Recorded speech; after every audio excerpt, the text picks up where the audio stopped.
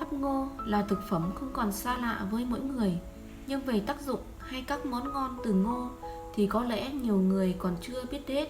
Hãy cùng chúng tôi tìm hiểu toàn thông tin về thực phẩm này qua video dưới đây nhé. Cây ngô là nguồn lương thực xuất hiện đầu tiên tại khu vực Trung Mỹ, sau đó phát triển ở châu Mỹ. Ngô được du nhập vào Việt Nam từ Trung Quốc.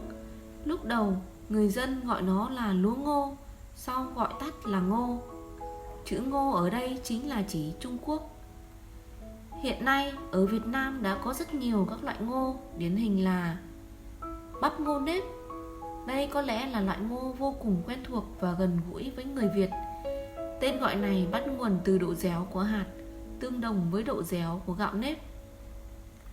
Ở Việt Nam, ngô nếp thường sử dụng để luộc, nướng hay nấu với xôi thành món xôi ngô, xào với tép cùng một chút gia vị dùng để ăn với cơm.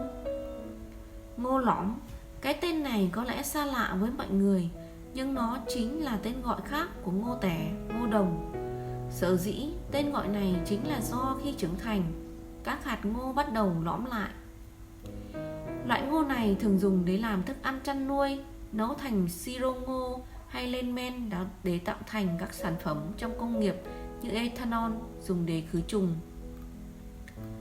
Bắp ngô ngọt, mỗi khi đi ăn lẩu có lẽ bạn không thể thiếu món ngô thơm ngon này. Loại ngô này thu hoạch lúc chưa trưởng thành, khi lượng đường trong hạt chuyển chưa thành tinh bột. Ngoài ra, bắp ngô ngọt khi luộc cũng rất ngon đấy, vị ngọt thanh.